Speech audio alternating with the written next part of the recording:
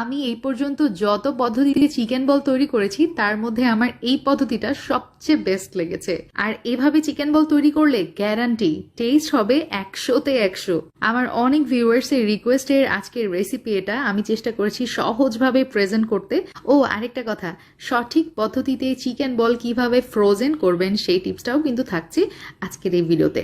আর দেখেই নিশ্চয়ই বুঝতে পারছেন যে আমার চিকেন বল কতটা পারফেক্ট হয়েছে। তো চলুন আমার সাথে আমার কিচেনে এই সহজ রেসিপিটা আজকে আপনাদের সঙ্গে শেয়ার করব। আচ্ছা, একটা বোলের মধ্যে প্রথমে 1/4 কাপ পানি নিয়েছি, তার সাথে দিয়ে দিলাম কর্নফ্লাওয়ার, এখানে আছে 2 টেবিল চামচ। আচ্ছা, আগেই বলে রাখছি পরিমাণগুলো কিন্তু একটু মাথায় রাখবেন, তাহলে পারফেক্ট রেজাল্ট পাবেন। ময়দা 1 টেবিল চামচ এবং কুকিং অয়েল ব্যবহার করেছি 2 টেবিল চামচ, তার সাথে লবণ দিয়েছি 1.5 চা চামচ এবং আস্ত গোলমরিচ আমি 1 চা চামচ ব্যবহার করেছি। আরও লাগছে হচ্ছে গুঁড়া দুধ 1 চা চামচ, আর ওই যে কি বলে এটা, সয়া সস আমি এখানে 1.5 চা চামচ ব্যবহার করেছি। কাঁচা পাকা মরিচ দিয়ে দিলাম, সাথে 3টা রসুনের কলি আমি এখানে ব্যবহার করেছি। লেবুর রস লাগবে আমার 2 চা চামচ, আমি রসটুকু চিপে নিয়েছি। এখন লাগছে হচ্ছে চিকেন, এখানে আমি বোনলেস চিকেন ব্যবহার করেছি।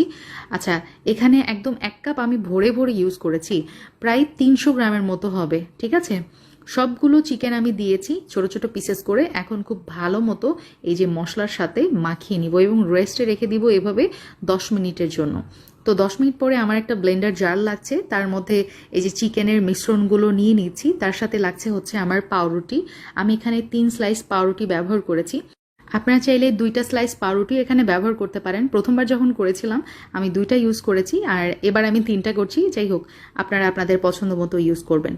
তো ব্লেন্ডারে ব্লেন্ড করে নিয়েছি, দেখতে পাচ্ছেন স্মুথ একটা পেস্টের মতো হয়েছে। এখন এই মিশ্রণটা আমি একটা বোলে ট্রান্সফার করে নিচ্ছি। আর কনসিস্টেন্সি দেখতেই পাচ্ছেন কীরকমটা হয়েছে, একদম বেশি নরমও না আবার বেশি শক্তও না, এরকম। তো চুলাতে আমি কি করেছি, এখানে গরম পানি বসিয়ে রেখেছি, গরম পানি ওটা হতে থাক। আর এখানে আমি নেক্সট প্রিপারেশনটা করে নিচ্ছি। একটা ছোট ফ্রিজ নিয়েছি, ওই যে চায়ের কাপের সাথে যে ফ্রিজগুলো থাকে না ওইটা। তো ফ্রিজে এবং আমার হাতে তেল মাখিয়ে নিয়েছি খুব ভালোভাবে। এখন ওই যে চিকেনের পুরটা যেটা করে রেখেছিলাম সেটা দেখতে পাচ্ছেন আমি কিভাবে ফ্রিজের মধ্যে সাজিয়ে নিচ্ছি। এটা কিন্তু অনেক ইজি, হাতের মধ্যে পুরটা নিতে হবে, এভাবে একটু মুঠা করে নিলেই দেখতে পাচ্ছেন কত ইজিলি চিকেন বল হয়ে যাচ্ছে। এবং একবারে আমার কতগুলা হয়ে গেছে, বলতে গেলে একদমই সময় লাগে না, নামমাত্র সময়ে আমি অনেকগুলো চিকেন বল বানিয়ে নিতে পেরেছি।